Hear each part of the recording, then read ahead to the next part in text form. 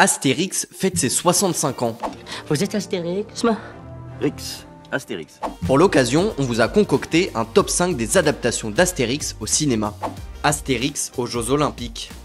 C'est l'un des films les plus chers de l'histoire du cinéma français, et pourtant c'est aussi l'une des adaptations les plus décevantes. Ici, Astérix et Obélix passent au second plan, et le film se concentre sur Brutus, fils de César, interprété par Benoît Poelvoorde. Dès que moi j'ai un tout petit truc, dès que j'ai une petite ambition, tu me la casses dans l'œuf. Malgré un casting prometteur, les gags qui tombent trop souvent à plat rendent le tout presque caricatural. Astérix et Obélix au service de sa majesté.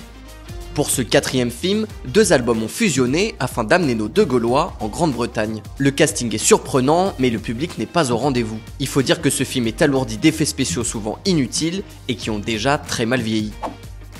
Astérix et Obélix, l'Empire du Milieu. Pour le dernier venu de la série des adaptations d'Astérix, Guillaume Canet souhaitait montrer un Astérix déconstruit. Tu sais quoi, Obélix? On mange trop de viande. Qu'est-ce que tu veux manger d'autre, toi? Des légumes. Des légumes. Des légumes? Hein? Et revenir sur des références à l'actualité, comme dans les premières bandes dessinées.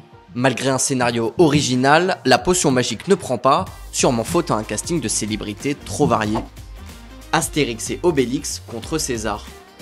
Tout premier film adapté de l'univers d'Astérix, il s'inspire de 7 albums. Et déjà, il réunit Christian Clavier dans le rôle d'Astérix et Gérard Depardieu en Obélix. Ça fait 15 jours, moi j'ai pas vu le Romain.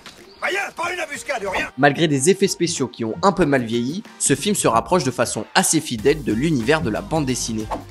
Astérix et Obélix, Mission Cléopâtre. Sans surprise, l'adaptation d'Alain Chabat reste la préférée des Français et réunit plus de 20 ans après sa sortie des millions de personnes à chaque rediffusion. Un scénario qui colle à la BD, des décors naturels et un casting de folie qui a donné lieu à des dialogues mémorables. C'est une bonne situation, ça, Scribe. Mais vous savez, moi je crois pas qu'il y ait de bonnes ou de mauvaises situations.